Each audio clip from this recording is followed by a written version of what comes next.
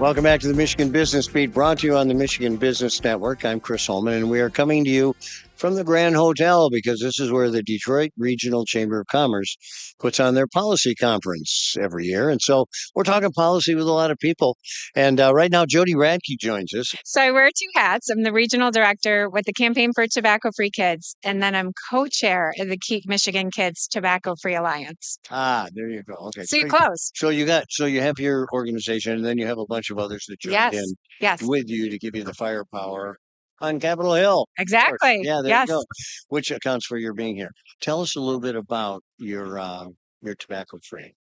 So, and the work we're doing here in state? Yes. So the work we're doing here in state is a bill policy package comprised of 8 bills. So not a small lift. 5 major policy pieces that we're looking to change here in state that would keep kids from starting use of tobacco and make sure that our adults who are using in the state of Michigan have access to resources to quit if they choose to quit. All right. So would this be like curbing the way tobacco companies can market themselves? Would that have anything to do with it? Not marketing. Okay. So the 5 major bill policy pieces, the first one is that part of this bill package includes requiring tobacco or retailers who are selling tobacco that they be licensed. Currently, Michigan's only one of 9 states that doesn't require retailers to be licensed to sell the product. So unlike recreational marijuana and alcohol, Michigan has no requirements. What we see in this case is in the city of Detroit, for example, about 60% of retailers are selling directly to kids. So we want that to change.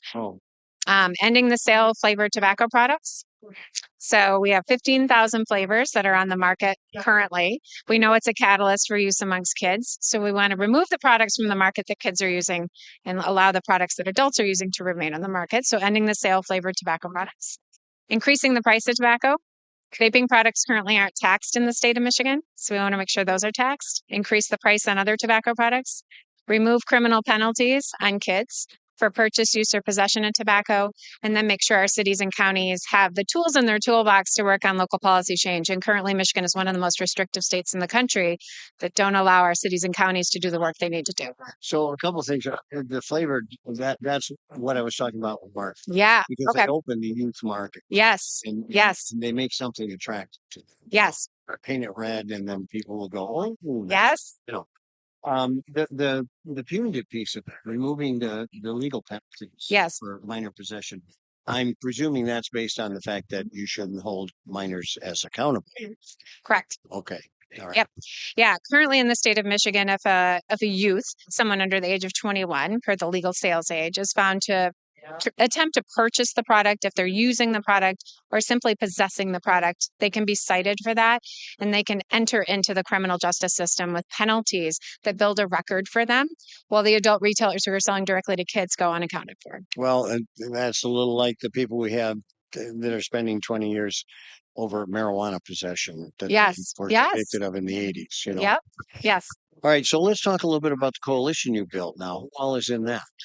So currently the Alliance is comprised of about 130 organizations across the state. So it includes school-based systems and associations, public health groups. It includes our healthcare systems.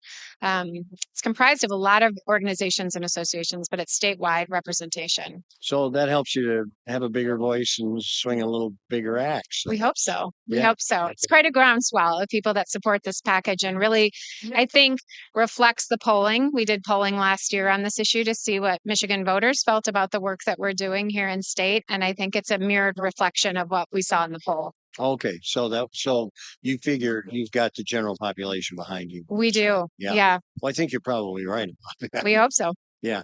So let's talk a little bit about where it goes from here. And knowing a little bit about the legislative process, it's an election year. Yes. And so it's not going to happen tomorrow. Correct. It's going to take a little while. How do you feel you're moving along that? Let's get this to the vote. I think we feel a sense of urgency, knowing exactly what you explained. But we feel, I think, confident that we can do this before the close of this year, by the time session ends. Our hope is to get it through its chamber of origin, which is the Senate, before they break for summer. So we're hoping to have a hearing. That's our priority, is to have a hearing on the bill package before they adjourn for summer break. So the other piece of this will be enforcement, because that's always like, well, we put the rules in, but it's going to be expensive to enforce it, right? Exactly. All right. How does that happen? Have you made allowance for that, or we have? Is that their problem? No, We want no unfunded mandates. Nice. So with tobacco retail licensure, there's a fee built in, similar to alcohol, similar to recreational marijuana, where retailers would have to pay a fee for their license in order to be able to sell. And the intent with that is that the fee is high enough or substantial enough to account for the enforcement costs that would come with it.